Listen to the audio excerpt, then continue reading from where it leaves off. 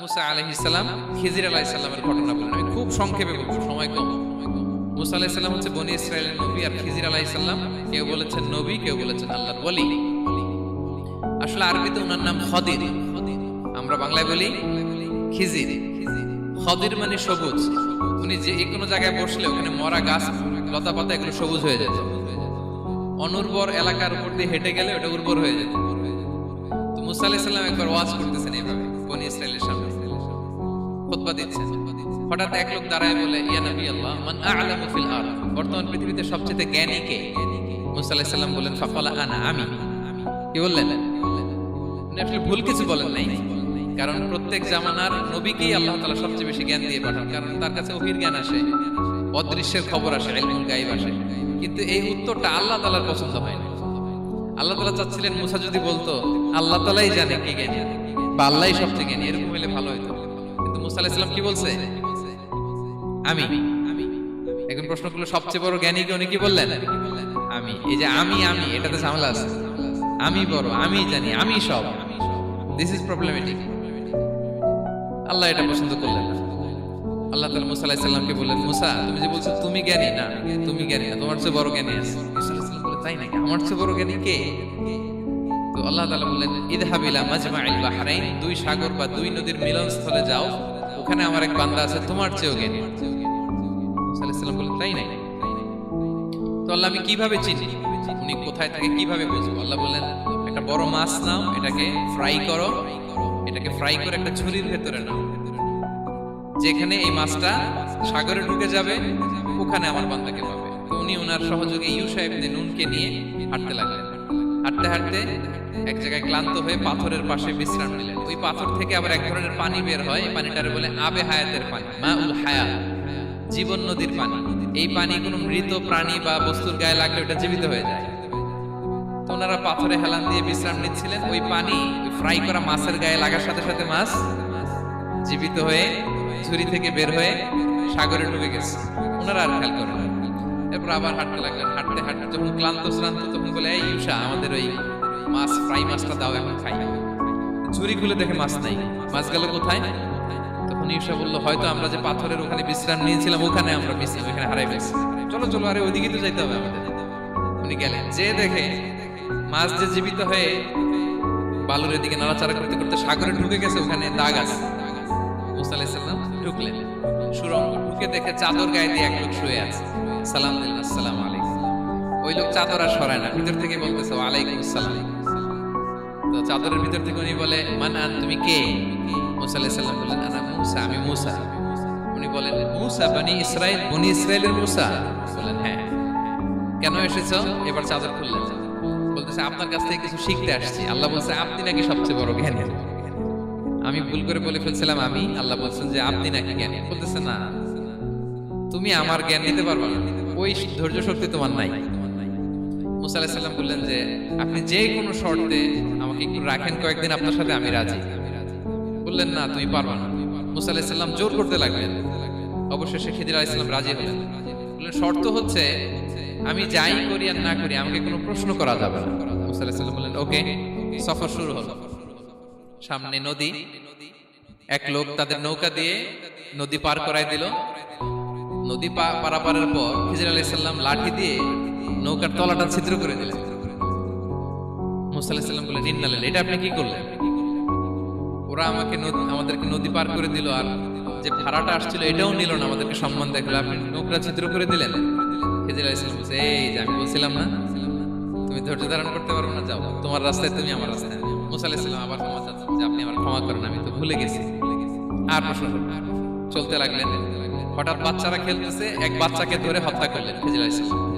এবার তো মুসা আলাইহিস সালাম রেগে গেছে, আপনি করলেনটা কি? নিষ্পাপ ফুলের মতো শিশুকে হত্যা করলেন। খিজির আলাইহিস সালাম বলে, এই যে আমি জানতাম যে তুমি ধৈর্য ধারণ করতে পারবে না, তোমার রাস্তা এক, আমার রাস্তা এক, যাও। এবার মুসা আলাইহিস সালাম করজোর করতেছে যে, this is the last chance, একটা ফাইনাল চান্স দেন, সুযোগ দেন, আর আমি প্রশ্ন করব, এটাই লাস্ট। বলেন, ওকে, ঠিক আছে। হাঁটতে হাঁটতে এক ইহুদি বসতির সামনে যে হাজির। দুজনই খুব ক্ষুধার্ত, খাবার চাইলো, এরা আবার কৃপণ, খাবার দিল না। তো খিজির আলাইহিস সালাম বললেন, ঠিক আছে, খাবার যেতে দিচ্ছেন, আমরা চলে যাই। যাওয়ার পথে দেখতেছে এই এলাকার একটা দেয়াল ভেঙে পড়ে যাবে। উনি বললেন মুসা চলো এটা ঠিক করে দিই। দুইজন মিলে প্রচন্ড ক্ষুধায় এটা এটা সেটা এনে দেয়ালটা তৈরি করতেছে। মুসা আলাইহিস সালাম তো এমনিই রাগী, পেটে আবার ক্ষুধা, আবার বলছে কিছু বলাও যাবে না। তিনি এবার আর প্রশ্ন করেন, বলতেছে ওরা এত কিপটামি করলো আর আপনি এটা করে দিলেন, আপনি তো চাইলে এটা টাকা নিতে পারতেন, পারিশ্রমিক নিতে পারতেন চাইলে। এই কথা বলার পর খিজির আলাইহিস সালাম বললেন হাদা ফিরাকু বাইনি ওয়া বাইনি, এখানেই তোমার আর আমার সেপারেশন, আর সামনে আগানো যাবে না, তোমার কোনো ধৈর্যই নাই। তো এতটুকু তোমাকে আমি বলি যে আমি একটাও আল্লাহর আদেশ ছাড়া করি নাই, আল্লাহর আদেশে আমি করেছি। কি এক নম্বর হচ্ছে ওই যে আমাদের ভাড়া নিতে চাইলো না, আমাদেরকে পার করে দিল, নৌকাটা ছিদ্র করেছি কারণ এই এলাকায় একজন জালিম বাদশা আছে, সে নৌকা পেলেই গরিব মাঝিদের নৌকা সিজ করে নিয়ে যায়। তো এটাকে যখন তলায় ছিদ্র করে দিছি, এই রাজার লোকেরা এসে দেখবে যে এটা তলা ছিদ্র, পানি ঢুকতেছে, এটা নিবে না, ওরা পরে সামহাও এটা রিপেয়ার করে চালাইতে পারবে। মুসা আলাইহিস সালাম বলে সুবহানাল্লাহ, তাই তো, এটা তো আমি বুঝতে পারি নাই। আর ওই ছোট শিশুটাকে হত্যা করছি, ও অনেক বড় জালিম হবে এলাকা, তার ফিতনায় এলাকাবাসী তটস্থ থাকবে, সে তার মা বাবাকেও জাহান্নামে নেবে, এজন্য আল্লাহ তাআলা আদেশ দিয়েছেন আমাকে, আল্লাহর আদেশ আমি তাকে হত্যা করেছি। মুসা আলাইহিস সালাম বললেন তাই তো, এটা তো অনেক ভালো কাজ করছেন, বলতেছে তাহলে ওইটা বলেন, খাবারও দিল না, এত কৃপণ, এদের দেয়াল কেন ঠিক করতে গেলেন আপনি? তখন তিনি বললেন যে আসলে এটা একটা ইয়াতিমদের ঘর ছিল, দুইটা ইয়াতিম শিশু, তাদের বাবা মা খুব ভালো ছিল, আর এই দেয়ালের নিচে আছে গুপ্তধন, এই দেয়ালটা পড়ে যাবে, এই গুপ্তধন তারা ছোট মানুষ নিতে পারবে না, এলাকাবাসী তাদেরকে বঞ্চিত করে নিয়ে যাবে। আমি দেয়াল করে দিলাম যাতে করে তারা যখন প্রাপ্তবয়স্ক হয় নিজেদের সম্পদ নিজেরা বুঝে নিতে পারে। সুবহানাল্লাহ ওয়া বিহামদিহি। মুসা আলাইহিস সালাম বলে তাই তো, এগুলো তো আমি বুঝতে পারি নাই। তো এই ছিল খুব সংক্ষিপ্ত পরিসরে মুসা আলাইহিস সালাম খিজির আলাইহিস সালামের ঘটনা। তো রাসূল সাল্লাল্লাহু আলাইহি ওয়াসাল্লাম বুখারীতে একটা চমৎকার কথা বলেছেন, তিনি বলেছিলেন ওয়াদিদনা আন্না মুসা সাবার হাত্তা ইউকাসা আলাইনা মিন আমরিহি। রাসূল সাল্লাল্লাহু আলাইহি ওয়াসাল্লাম বলেছিলেন ইস, আমার ভাই মুসা যদি আরেকটু ধৈর্য ধরতো তাহলে আরো কিছু অজানা তথ্য আমরা জানতে পারতাম। এখান থেকে, এই ঘটনা থেকে আমরা কি শিখলাম? প্রথম যেটা আমরা শিখলাম, জ্ঞান নিয়ে বড়াই করতে নেই, ঠিক কিনা? জানার কোনো শেষ নেই, জাননেওয়ালার উপরও জাননেওয়ালা আছে, জ্ঞানীর উপরও জ্ঞানী আছে। আপনি কিছু জেনেই মনে করবেন না আমি সব জানি, আপনার চাইতে বেশি জ্ঞানী অনেকে আছে। অনেক সময় বক্তার চাইতে শ্রোতারা অনেক জ্ঞানী, হয়তো এখানে এমন অনেক জ্ঞানী লোক আছে যার ধারে কাছেও আমরা কেউ নেই, হতে পারে। সো আমি সব জানি, এটা ভুল, এটা শয়তান বলে। এটা কে বলে? শয়তান বলে। আবু নাওয়াস একটা কবিতা লিখেছেন, ওয়াকুল লিমান ইয়াদঈ ফিল ইলমি ফালসাফাতান হাবাসতা শাইআন ওয়া গাবাত আনকা আশিয়াউ। কেউ যদি বলে আমি সব জানি, তুমি তাকে বৃদ্ধাঙ্গুলি দেখিয়ে বলো আপনি কিছুই জানেন না, আপনি অল্প কিছু জেনেছেন, জানার এখনো অনেক বাকি। তাহলে মুসা আলাইহিস সালামের এই ঘটনা জিজ্ঞেস করা হলো কে জ্ঞানী, উনি বললেন আমি জ্ঞানী। এরকম কি আমরা কখনো বলবো? সবচাইতে বড় জ্ঞানী কে? ওয়া ফাওকা কুল্লি যী ইলমিন আলীম, সবচাইতে বড় জ্ঞানী আল্লাহ তাআলা। সো জ্ঞান নিয়ে আমরা অহংকার করব না। দুই নম্বর যে শিক্ষাটা আমরা পাই, ওই যে নৌকা দিয়ে পারাপার হচ্ছিল, তখন একটা চড়ুই পাখি এসে সাগরের মধ্যে মুখ দিয়েছিল। তো খিজির আলাইহিস সালাম বললেন মুসা, তুমি কি চড়ুই পাখিটা দেখতে পাচ্ছ? হ্যাঁ দেখতে পাচ্ছি। চড়ুই পাখিটা যে সাগরে মুখ দিলে দেখতে পাচ্ছ? হ্যাঁ দেখতে পাচ্ছি। তখন খিজির আলাইহিস সালাম বললেন চড়ুই পাখিটা সাগরে মুখ দিয়ে পানি খাওয়ার পরে চড়ুই পাখির ঠোঁটে বা চঞ্চুতে যতটুকু পানি লেগে আছে, এই পানিটা হচ্ছে তোমার, আমার এবং মহাবিশ্বের আমাদের সকলের জ্ঞান, আর এই মহাসাগরের সকল পানি হচ্ছে আল্লাহ তাআলার জ্ঞান। আল্লাহ তাআলা বলেছেন ওমা উতিতু মিনাল ইলমি ইল্লা কালিলা, আমি তোমাদেরকে একেবারে অল্প জ্ঞান দিয়েছি, একেবারে অল্প। এই রহস্যে ঘেরা এই মহাবিশ্বের অনেক কিছু আমাদের অজানা। প্রিয় ভাইরা, আমরা অনেক কিছু জানি না, আমাদের এই লিমিটেড নলেজে এগুলো ধরে না, তারপর আমরা জ্ঞানের বড়াই করি। আপনারা উপমাটা বুঝতে পারছেন? একটা নৌকা থেকে চড়ুই পাখি ঠোঁট দিয়ে পানি খাচ্ছে, পানি খাওয়ার পরে স্বভাবতই চড়ুই পাখির ঠোঁটে একটু পানি তো লাগবে। খিজির বললেন যে এই পানিটা হচ্ছে তোমার আমার পৃথিবীর সবার জ্ঞান, আর এই সাগরের বাকি পানিগুলো কার জ্ঞান? এবার বুঝতে পারছেন আল্লাহ তাআলার জ্ঞানের পরিধি। আমরা জ্ঞান নিয়ে যেন কখনো কি না করি, বড়াই না করি। জ্ঞান দুই ধরনের, একটা বাহ্যিক জ্ঞান, একটা অন্তর্নিহিত জ্ঞান, এক্সটার্নাল নলেজ, ইন্টারনাল নলেজ। আমরা যখন কোরআন হাদিস পড়ি আমাদের বাহ্যিক জ্ঞান অর্জন হয়। কোরআন হাদিস পড়লেই আপনি জ্ঞানী হয়ে যান। এটা কোরআন হাদিস পড়তে হয়, এটা ডাইজেস্ট করতে হয়, এটার উপর আমল করতে হয়।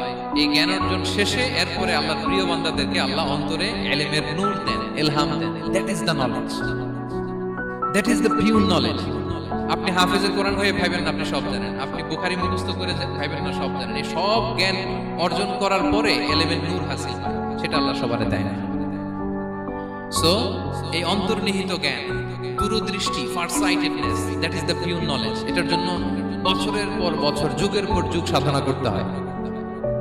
সেটার জন্য এই জ্ঞান অর্জনের জন্য তিনটা জিনিস করতে হয় এলেমের নূর অর্জনের জন্য। কয়টা?